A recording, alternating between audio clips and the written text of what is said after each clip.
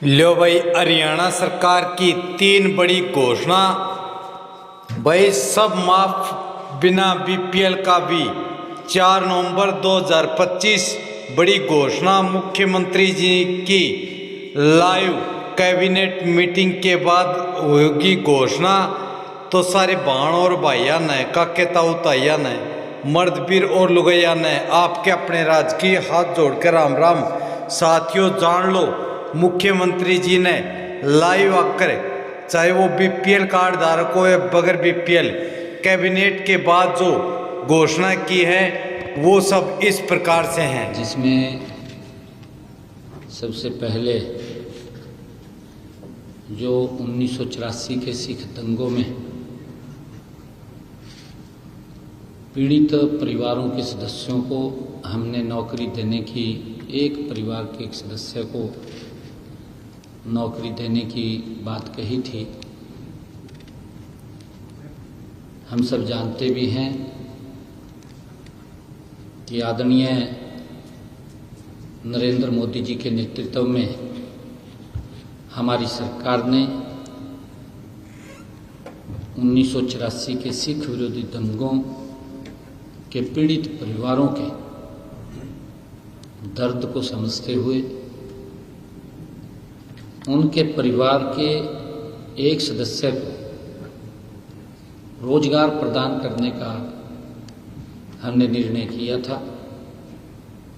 इसकी घोषणा मैंने विधानसभा पटल के ऊपर की थी मानसून सत्र में। अभी ऐसे पीड़ित परिवार के मैंने कहा था कि एक सदस्य को हम HKRN के माध्यम से उनको नौकरी दी जाएगी। मंत्रिमंडल ने ये निर्णय किया है कि उस समय जो हरियाणा के निवासी थे जिनकी मृत्यु दंगों के दौरान, चाहे वो हरियाणा से बाहर भी हुई है, आज ये निर्णय किया गया कि चाहे 1984 के दंगों में कोई व्यक्ति अगर हरियाणा से बाहर भी था और वहां पर उसकी मृत्यु हो गई, तो उनके आश्रितों को भी नौकरी दी जाएगी। इसको जो हमने कहा है कि HKRN के माध्यम से उनको 58 वर्ष तक कोई नहीं हटा पाएगा। आज की हमारी मंत्रिमंडल की बैठक में ये सर्वसम्मति से निर्णय लिया गया है। वहीं पर हमने स्वामित्व योजना और ड्रोन, जो आबादी देय क्षेत्रों में कब्जा धारकों को स्वामित्व अधिकार पत्र और ड्रोन आधारित सर्वेक्षणों के परिणामों को कानूनी आधार प्रदान करने का निर्णय भी किया है। इस संबंध में आज बैठक में एक अध्यादेश को मंजूरी दी गई है। इससे आबादी देय क्षेत्रों में कब्जा धारकों को ड्रोन सर्वे और प्रॉपर्टी कार्ड के आधार पर स्वामित्व अधिकार प्रदान होंगे और इस पूरी प्रक्रिया को कानूनी मान्यता भी प्रदान होगी। इससे लोग बैंक ऋण सहित गांव के अंदर, क्योंकि इस प्रकार की बातें आती थी कि हमारे नाम नहीं हो रहा, लोग बैंक ऋण सहित अन्य वित्तीय सेवाओं का लाभ भी वो उठा सकेंगे। आज की कैबिनेट की बैठक में जो टीचर्स ट्रांसफर पॉलिसी 2025 को भी मंजूरी दी गई है, जिसके तहत पॉलिसी का सरलीकरण भी किया गया है। नई पॉलिसी के तहत जोनिंग का कंसेप्ट हटा दिया गया है। पहले जोन थे, वो जोन का कंसेप्ट वो हटा दिया गया है, जिससे शिक्षक सीधे ही कोई भी स्कूल चुन सकते हैं। और हमने आज की बैठक में हरियाणा मूल के जो युद्ध में जान गंवाने वाले शहीद सैनिकों के आश्रितों को अनुकंपा के आधार पर नियुक्ति के लिए हरियाणा सरकार की नीति में छूट प्रदान की गई है, जो निर्धारित 3 साल की अवधि के भीतर आवेदन नहीं कर सके, क्योंकि 3 साल तक आवेदन करना होता है। परंतु अगर वो 3 साल तक इस प्रकार के जो शहीद सैनिकों के आश्रित है अप्लाई नहीं कर पाए, उनको इसमें छूट दी गई है। हाँ, कर पाएंगे। इस फैसले से आज 2 आश्रितों को अनुकंपा के आधार पर नियुक्ति की मंजूरी दी गई है। समीर, एक तो श्री समीर है, सन ऑफ श्री सिपाही सतीश कुमार, जो रक्षा सेना जिसकी 28 दिसंबर 2001 को ऑपरेशन पराक्रम में कार्रवाई के दौरान मृत्यु हो गई थी। दूसरे हैं जगवीर तक्षक, पुत्र सिपाही जगदीश, ये भी सेना में जिनकी 26 जुलाई 2000 को ऑपरेशन रक्षक जम्मू कश्मीर में कार्रवाई के दौरान मृत्यु हो गई थी। इससे पहले भी हमारी सरकार ने 26 जून 2025 को मंत्रिमंडल की बैठक में शहीद सैनिकों के 8 आश्रितों को अनुकंपा के आधार पर नियुक्ति दी है। ये भी निर्णय आज किया गया कि हरियाणा में श्रमिकों के कल्याण और औद्योगिक विकास में संतुलन स्थापित करने के लिए कारखाना अधिनियम अध्यादेश 2025 को भी मंजूरी दी गई है। अब कारखाना प्रबंधन को, जो कारखाना प्रबंधन है, को हर श्रमिक को नियुक्ति के समय नियुक्ति पत्र देना अनिवार्य करने का भी प्रावधान किया है। उद्योगों में महिलाओं की भागीदारी बढ़ाने के लिए भी प्रावधान किया गया है। इसके अनुसार अब महिला श्रमिक भी मशीनरी पर आवश्यक सुरक्षात्मक उपकरण उपलब्ध होने पर कार्य कर सकेंगी, उसकी मंजूरी भी दी गई है। संशोधन में 3 ओवरटाइम सीमा को 115 घंटे से बढ़ाकर अब 144 घंटे किया गया है। पहले 115 घंटे था, हाँ, अब उसको 144 घंटे कर दिया है, उसको बढ़ा दिया है। सभी ओवरटाइम कार्य स्वैच्छिक रहेंगे, कोई दबाव नहीं रहेगा। कोई करना चाहे करे ना, जो नहीं करना चाहे ना करे। सामान्य मजदूरी दर से 2 गुनी दर से मुआवजा दिया जाएगा। जो उसकी मजदूरी है, अगर वो ओवर टाइम करता है उसके ऊपर डबल चार्ज किया जाएगा, जिससे श्रमिकों के अधिकारों की सुरक्षा सुनिश्चित होगी। श्रमिकों के बैठक में यह भी निर्णय किया गया कि हरियाणा दुकान एवं वाणिज्य प्रतिष्ठान संशोधन अध्यादेश 2025 को मंजूरी दी गई है।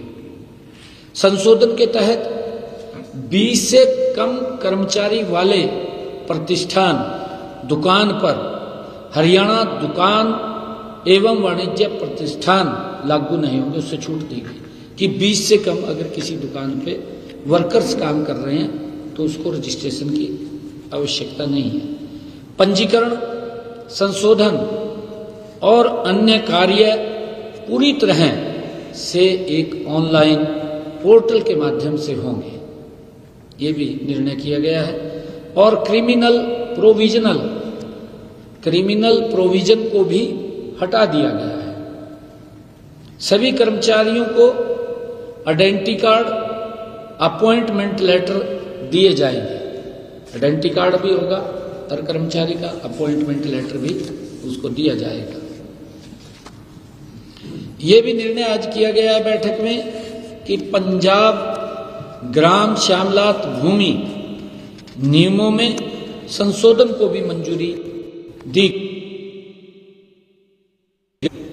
खेती के लिए पट्टे पर दी जाने वाली प्रस्तावित भूमि में से 5% भूमि 60% से अधिक विकलांगता वाले व्यक्तियों के लिए आरक्षित होगी। ये निर्णय किया गया कि विकलांगों के लिए हाँ उनको बेनिफिट दिया है कि 5% भूमि जो गांव के अंदर है उसकी उनके लिए, और जिनका 60% तक वो हैंडीकैप है उनको ये लाभ दिया गया। इसी प्रकार पंचायत भूमि पर गौअभ्यारण्य स्थापित करने के उद्देश्य से पशुपालन एवं डेयरी विभाग या हरियाणा गौ सेवा आयोग को 20 वर्ष की अवधि के लिए 5100 रुपये प्रति एकड़ प्रति वर्ष की दर से कुछ नियमों तथा शर्तों पर भूमि पट्टे पर देने का ये प्रावधान भी किया गया है। और इसके अलावा बैठक में यह भी मंजूरी दी गई कि ग्राम पंचायतें अपने स्तर पर 250 एकड़ तक की भूमि उपयोग योजना तैयार कर सकते हैं। पहले 100 एकड़ था, अब इसको 250 एकड़ किया गया है। और जो टेबल एजेंडा आए थे जिसका मैंने जिक्र किया है, उसमें बैठक में हरियाणा मंत्रिमंडल ने ईज ऑफ डूइंग बिजनेस के तहत इंडस्ट्रियल जोन में उद्योग स्थापित करने के लिए सेल्फ सर्टिफिकेट से कागजात लिए जाएंगे, सीएलयू के लिए नहीं। क्योंकि अगर इंडस्ट्रियल जोन है, वहाँ कोई प्लॉट है किसी का इंडस्ट्रियल जोन के अंदर, सीएलयू लेनी पड़ती थी। और टाउन कंट्री प्लानिंग का जो हमारा टीसीपी है उसके चक्कर काटने पड़ते थे। अब चक्कर काटने की आवश्यकता नहीं, उसका सेल्फ सर्टिफिकेट भी मेरा इस जोन के अंदर प्लॉट है और वो अपनी सेल्फ सर्टिफिकेट से बना सकता है। हाँ, इससे पारदर्शी व्यवस्था हमारी सरकार का मुख्य उद्देश्य है। उद्योगों को इससे बहुत आसानी हो जाएगी। थैंक यू, आप सबका बहुत बहुत धन्यवाद।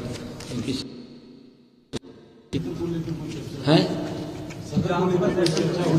यार इतने आगे की क्यों सोचे करा मैंने भी कहीं जाना है, बिहार जा रहे हैं सर।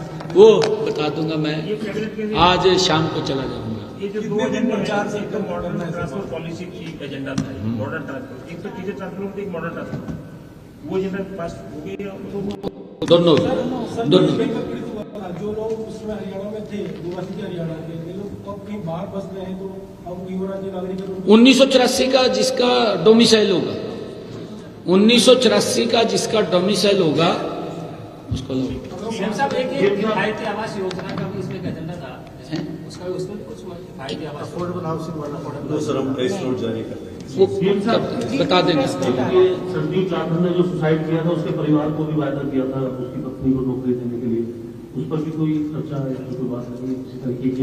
नहीं, आज कैबिनेट में नहीं हुई, वो जाएगी आएगा है, विभागीय है वो अभी तो। Thank you. साथियों, मुख्यमंत्री जी की आज की यही बड़ी अपडेट थी जो आप सभी को सुनाना व दिखाना था। यदि हमारा ये प्रयास आप सभी को अच्छा लगा तो इस वीडियो को लाइक करें। एच राज न्यूज़ चैनल को सब्सक्राइब नहीं किया तो अभी सब्सक्राइब कर लें। और हाँ, प्लीज़ आपके इसी वीडियो के नीचे एक हाइप HYPE हाइप लिखा हुआ बटन है, उस पर दबाकर स्कोर अवश्य डालें। आपके स्कोर से हमारा मनोबल बढ़ता है, ताकि ऐसे ही चाहे वो BPL राशन कार्ड के रिगार्डिंग योजना हो या गवर्नमेंट की अन्य कल्याणकारी योजना हो, उन सब की जानकारी, ऑथेंटिक सच्ची जानकारी हम आपके लिए रोज़ाना लेकर आते रहते हैं। हमारा एक वीडियो सुबह 8 बजे और दूसरा लगभग 1:45-2 बजे के आसपास आता है। और हमारे द्वारा दी गई सभी जानकारी सत्य होती हैं, उसमें झूठ, पाखंड या असत्य की गुंजाइश नाम मात्र की नहीं होती है। तो इसलिए इस वीडियो को लाइक करें, चैनल को सब्सक्राइब करें। जय हिंद, जय भारत, वंदे मातरम।